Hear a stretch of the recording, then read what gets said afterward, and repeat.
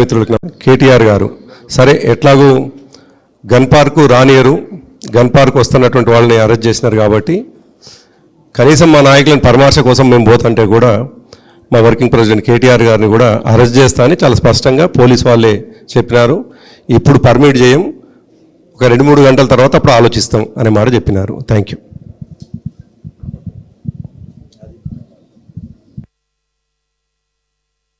ఏమంటారు మరి?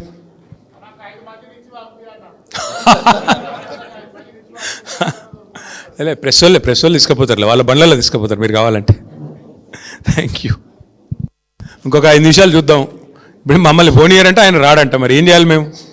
లేదంటే మీ టీవీ స్టూడియోలలో పెట్టినా ఆడికన్నా వస్తాం. కనీసం మీరు టీవీ స్టూడియో అన్న డిసైడ్ చేయండి, అక్కడికి రావడానికైనా మేము సిద్ధం, లేదా అసెంబ్లీ అయినా సిద్ధం. వట్టినాగులపల్లిలో భూముల మీద పడి గూండాగిరి చేసింది ఎవరో అందరికీ తెలుసు.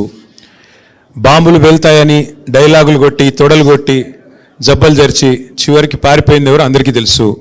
ఇవాళ లొట్టపీస్ కేసులు పెట్టి గూండాగిరి చేసే ప్రయత్నం చేసి ప్రతిపక్షం గొంతు నొక్కే ప్రయత్నం చేస్తున్నది ఎవరో అందరికీ తెలుసు. ఎన్ని కేసులు పెట్టుకున్నా, మీరు ఎన్ని భూ కబ్జాలు చేసినా అన్నింటినీ కక్కించేది ఖాయం. ప్రభుత్వంలోకి వచ్చిన తర్వాత తప్పకుండా ఎవరెవరు అక్రమార్కులు ఈ 1 కోటి ఎకరాలు నిషేధిత జాబితాలో పెట్టిన వాళ్ళు ఎవరు, దాని వెనకాల జరుగుతున్న 30% లావాదేవీలు ఏంటి, ఇవన్నీ కూడా కక్కించే బాధ్యత. ఇవాళ బీజేపీ అండ చూసుకొని కాంగ్రెస్ మంత్రులు బీజేపీ అండ చూసుకొని చెలరేగిపోతూ ఉన్నారు. వాళ్ళ మీద ఈడీ దాడులు జరిగినా వాస్తవాలు బయటికి రావట్లేదు. అందుకే ఇష్టం వచ్చినట్టుగా మాట్లాడుతున్న మంత్రులు తప్పకుండా వారి అవినీతిని కక్కించే రోజులు కూడా దగ్గరలో ఉన్నాయి. అరే నాకు అర్థం కాని విషయం, చేతగాని వాళ్ళు ఎందుకు మాట్లాడాలి?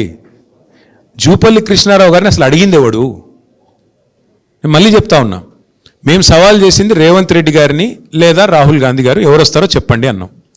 వాళ్ళిద్దరూ కాకుండా సందట్లో సడిమియా నువ్వే దూరి నేను వస్తా 11 గంటలకు తెలంగాణ భవన్కొని డైలాగులు కొడుతీవి, ఇప్పుడు పారిపోతీవి, ఇప్పుడు మళ్ళీ గన్ పార్క్ అంటివి, నేను ఆడికి వస్తా అంటే అరెస్ట్ చేయించబడుతుంది, మళ్ళీ మీదికి వెళ్ళి ఇప్పుడు కేసీఆర్ గారు రావాలా? మీ ముఖ్యమంత్రి గారి స్థాయికి మేమే ఎక్కువ ఉన్నమాట చెప్తున్నా. కేసీఆర్ గారు మీకు అంత స్థాయి లేదు.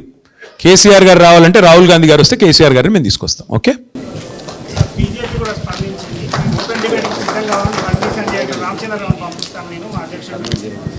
మధ్యలో ఆయన ఎవడు అడిగాడు బేగానా షాదీమే అబ్దుల్లా దివాన్ అంటే ఇదే ఆయన అడిగింది ఎవడు?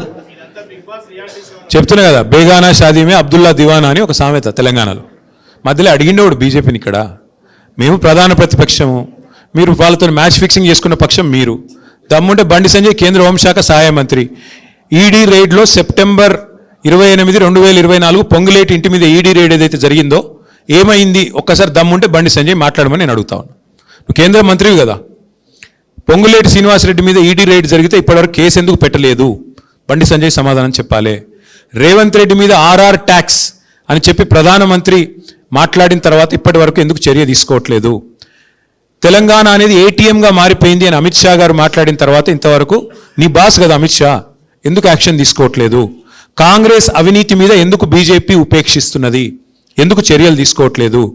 అమృత్ టెండర్లలో రేవంత్ రెడ్డి గారి బావమరిదికి కేంద్ర ప్రభుత్వం ఎందుకు టెండర్లు ఇచ్చింది? సింగరేణిలో జరుగుతున్న కుంభకోణం ఇవాళ మీ కనుసన్నలో జరుగుతున్న మాట వాస్తవం కాదా? 40 లక్షల టన్నుల బొగ్గు మాయమైంది అంటే దానిలో బీజేపీ పాత్ర లేదా?